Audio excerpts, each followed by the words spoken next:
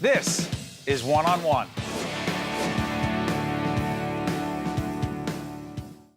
Steve Adubato here. This segment is part of our Right from the Start NJ public awareness campaign about what the needs are of our infants and toddlers from birth, actually prenatal to 3. And we continue a series of discussions, in this case with Jennifer Santana, who's the president, Coalition of Infant Toddler Educators, Early Head Start Manager for Centers for Family Resources. By the way, what is the Center for Family Resources? We're a Head Start, Early Head Start program. So we have federal funding to provide childcare and services to families from birth to 5. What's the difference between Head Start, Early Head Start? So Early Head Start is working with the families prenatally to 3 years of age, anywhere in a home visiting setting or in a childcare setting.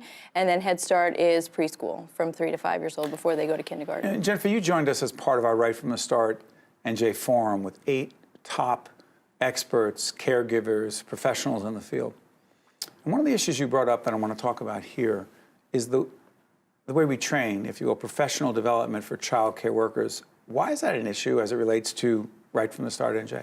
So we know we talked all about how important those early years are, the birth to 3 years, and we need to make sure that the people who are caring for young children when they're not at home with their parents are educated on specifically how to care for infants and toddlers. It's not the same as working with preschoolers or kindergarten or older children. Why is it different?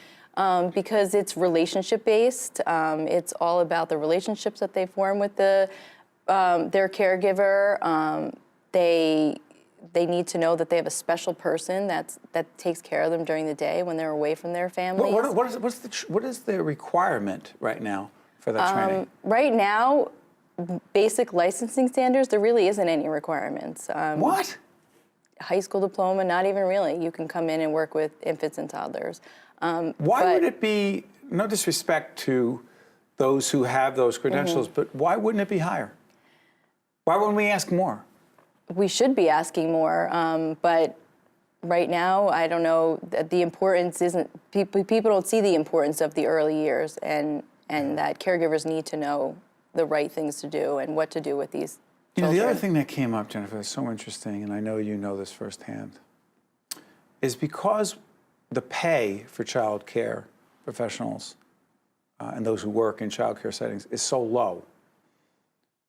When some of those folks leave and leave those children, there's a break in terms of the continuity of care. Am I making too much of that? No, it's so important. You know, even as a parent, you know when you leave your child that that's a hard separation for them. And so when these kids are going to childcare on a day-to-day basis, they need to know that when their mom or dad is not going to be there, that they know they can run up to the person they know. And then then all of a sudden they have this special person. Then all of a sudden the next day that person isn't there anymore. What does it mean to that 2-year-old? They're scared, their comfort person isn't there. And then when they don't have those connections and those supports, it's really hard for them to learn. What do you think? I know public policy and politics not your area of expertise, but if there's one thing government, state and or federal government could do, should do, that would improve the prospects, the opportunities for infants and toddlers, what would it be? They need to invest in a system of education to support the caregivers. So, you know, right now there's the CDA, which is a national credential that what does that mean, CDA? It's a Child Development Associate credential, okay.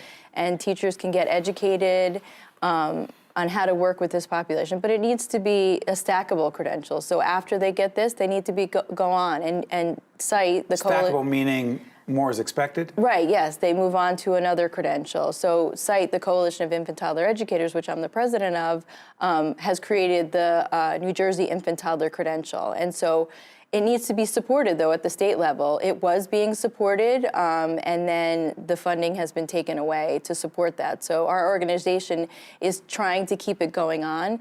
There's a few community colleges in the state that support it and are keeping it going, but it costs money. It costs money to get the credential and to work with these caregivers to get the credential. So, Jennifer, from your perspective, we often say that our children are our most precious resource. Do we back up those words with our actions? Right now, we're not. I mean, we don't.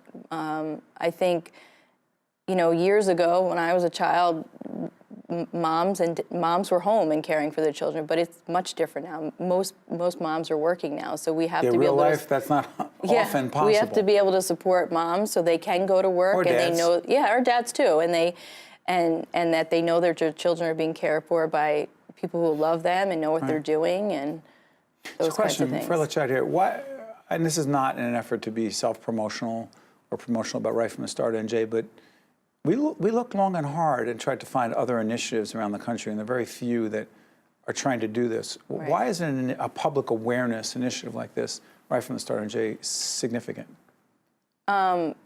Because the public has to drive it. I mean, the public has to drive it? Yeah, and parents too. Parents have to know the important things to look for when they're looking for childcare.